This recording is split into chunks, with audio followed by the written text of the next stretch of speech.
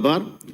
मैं सभापति महोदय आपके माध्यम से सरकार को कहना चाहता हूं कि जिस प्रकार से मुख्यमंत्री द्वारा जो बजट भाषण पढ़ने को कहा तब उन्होंने अगला बजट पढ़ा, इससे दुर्भाग्य क्या हो सकता है। ये तो मारवाड़ी में कहते हैं कि सुकन असुकन हुआ है, मतलब अब शुभ हुआ है। पूरा राजस्थान देख रहा है कि वास्तव में सुकन ही नहीं हुआ। ये क्या बजट लागू हो पाएगा, धरातल पर उतरेगा? ये नहीं उतरेगा। मैं सभापति महोदय आपके माध्यम से कह रहा हूं कि जिस प्रकार से ये आपने इस 4 साल के अंदर नवाचार क्या किया, पूर्व सरकार में जिस प्रकार भामाशाह योजना 30,000 से 3 लाख रुपए तक फ्री इलाज था, उसमें ये धरातल पे था, प्राइवेट हॉस्पिटलों को था, आपने उसको बदलकर चिरंजीवी किया। कहाँ चिरंजीवी 2-2.5 साल के बाद में लागू किया। आपको पता था कि अब सरकार के चुनाव नजदीक आएंगे तब चालू करेंगे। 2.5 साल तक लोगों को लूटा, उसके बाद में आपने चिरंजीवी, वो भी आयुष्मान भारत की जो योजना वो उसमें जो मुख्य प्रधानमंत्री का था उसमें भी चालू किया उस चिरंजीवी, और 10 लाख की जगह आपने 25 लाख किया। अर्थव्यवस्था क्या है, राजस्थान को कहां ले जाओगे? लागू किया है आपने जिस प्रकार से अन्नपूर्णा रसोई योजना पहले हमारी सरकार में लागू किया था। अन्नपूर्णा एक माँ का, एक अन्न देवता का नाम आता है, इंदिरा गांधी रसोई योजना, वो भी 2-2.5 साल के बाद में जब कोरोना में ही चालू किया होता तो कम से कम लोग इधर उधर भटकते थे, उनको मिलता। मैं धन्यवाद देता हूं पूर्व सरकार के जो 2003 से 8 तक रही अक्षकलव्य योजना, 5 रुपए में भरपेट भोजन मिलता था। वो पहली सरकार जो है भारतीय जनता पार्टी की जिन्होंने 5 रुपए में भरपेट भोजन मिलता था। कम से कम अगर नकल में भी अकल लगाई होती तो नवाचार किया होता।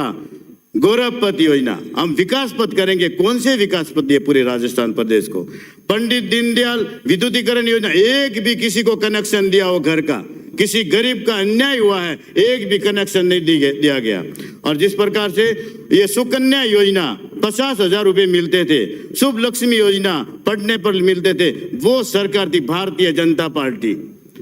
मैं धन्यवाद देता हूं पूर्व सरकार को, जैसे कि आपके मंत्री लोग जवाब नहीं दे पाते, हमारे पूरे मंत्रिमंडल एकता के साथ में किसी प्रकार से कोई भी जवाब हो तो संपूर्ण दिया करते थे। आपके जिस प्रकार से मंत्रिमंडल लिया, उनको खुद को भी अनुभव नहीं, कुछ जानकारी नहीं, और इस झगड़ पट्टे के अंदर आपने कोरोना महामारी गिना, वो गिना, और होटलों में मजे किए, वो तो गिनते नहीं है, लोग मर रहे थे। जिस प्रकार से आपने घोषणाएं की, मैं घोषणाएं आपको गिनाता हूं। जिस प्रकार आपने 2011 में लिलोरी वर्ली शहीद स्मारक बनाने की वो अब जाकर के परकोटा बन रहा है। वहां भी अगर जाएं तो बड़ा दुर्भाग्य है कि वहां पूरी मिट्टी लगा रहे, वो परकोटा भ्रष्टाचार की खाई में जा रहा है। पिंडवाड़ा के अंदर आपने कॉलेज पूर्व सरकार में स्वीकृत थी, लेकिन बिल्डिंग अभी तक नहीं हुई। पहले पूर्व में मैंने एक विधानसभा में प्रश्न लगाया था कि 100 करोड़ पास हो चुके हैं और जल्दी शुरू होगा, शुरू होने के बाद में बंद है। तो क्यों वो कॉलेज बंद है? अभी तक आपके पास में बजट नहीं है। जहां पर हमारा कॉलेज स्वीकृत था, जमीन थी, अब वो कॉलेज क्यों नहीं बन रहा है? और पंचायत के मुख्यालय पर आपने नंदी गौशाला खोलने की घोषणा की, कहां है वो गौशाला बनाई है? और उपखंड पर स्टेडियम बनाने की घोषणा की थी, अभी वो उसके कागज कहां हैं? आप खाली वाहवाही करने के लिए आपके सभी सदस्य जो सरकार में बैठे उनको सबको पीड़ा है, सब चिल्ला रहे हैं, प्रश्न लगा रहे हैं, लेकिन आपका कुछ भी होने वाला नहीं है। और ये तो खाली अगर आपके विपक्ष में बोलेंगे तब उनको पता है कि टिकट कट दिया जाएगा, लेकिन चिंता में डूबे हुए हैं। और जब आपको मालूम पड़ेगा चुनाव आएगा तब आपको इसी तरफ आना है, और 25, 30, 35 के अगर ज्यादा आवे तो आप मेरे को बता देना। और जिस प्रकार से 2 लाख रुपए किसानों के घोषणा की कर्ज माफ का क्या हुआ? बेरोजगार युवाओं को भत्ता देने की बात की, कहां हुई भत्ते की बात? और उल्टा युवाओं के साथ में धोखा, 17 बार पेपर लीक हुए।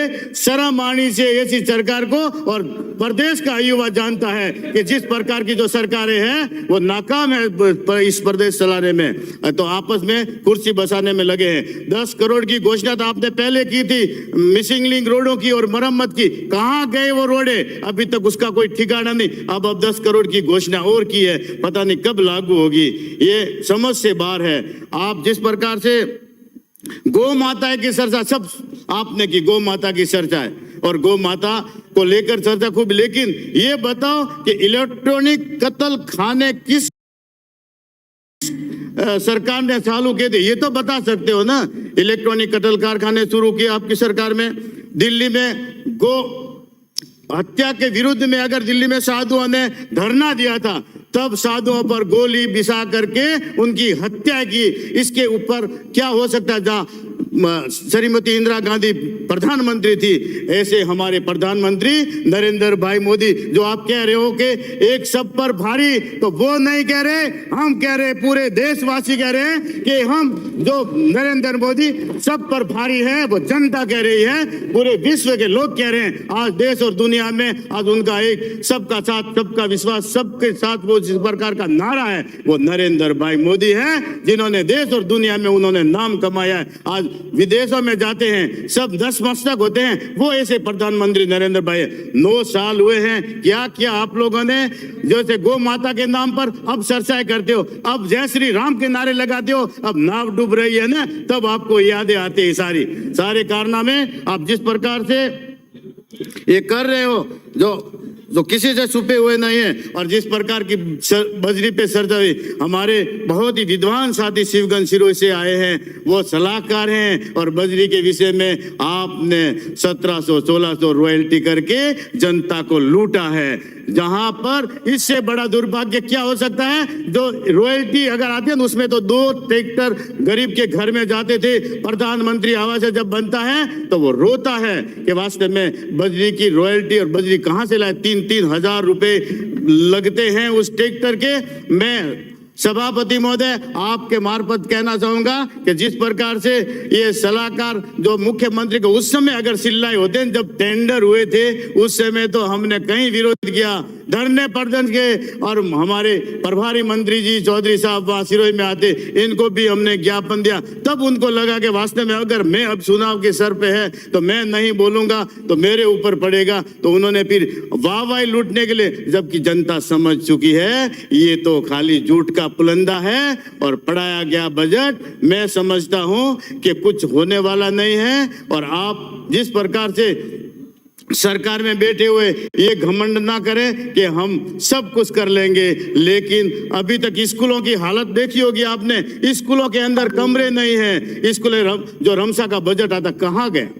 एक भी पैसा स्कूलों में नहीं लग रहा है। हॉस्पिटलों की आपने दशा देखी होगी, हॉस्पिटलों के अंदर मेरे विधानसभा के अंदर एक भी महिला विशेषज्ञ डॉक्टर नहीं। मामूली सामान्य डिलीवरी के अंदर 17-17 हजार रुपए लूटे जा रहे हैं। इससे दुर्भाग्य क्या हो सकता है? आज हॉस्पिटलों के अंदर कोई डॉक्टर नहीं है। PSC CHC कोई खोली नहीं। किवरले में खूब दूर पड़ता है लोगों का, वहाँ PSC खोलने की जगह अलॉट की, लेकिन अभी तक कोई खोली नहीं। मैं तो सभापति महोदय आपके मार्फत ये कहना चाहूंगा, जिस प्रकार से स्कूलों के अंदर आपने इंग्लिश मीडियम खोला, अध्यापक कहाँ है इंग्लिश मीडियम के? फिर भी आपने जनता के साथ में धोखा किया है और स्कूल के अंदर अध्यापक नहीं है। मैं आपसे एक ही निवेदन करूंगा कि जिस प्रकार से जो अगर नौकरियां लगते हो तो मेरिट जिले पे जिले ही रखे जाए। पूरा जिला खाली है क्योंकि वो उनका समय पूरा होने पर अपना स्थान पर जाते हैं। तो राजस्थान में पिछड़ा हुआ जिला अगर नौकरियों में है तो सिरोही जिला है। मेरा आप सरकार से यही है कि सभापति महोदय आप सरकार में निर्देश दें कि कम से कम मेरिट की लिस्ट बनती है, जिले वाइज बनाई जाए, ताकि हर व्यक्ति जिले से बाहर ना जाए और जिले में ही रहे, खाना पूर्ति हो। और आपने मुझे बोलने का समय दिया, बहुत बहुत धन्यवाद। जय हिंद, जय भारत।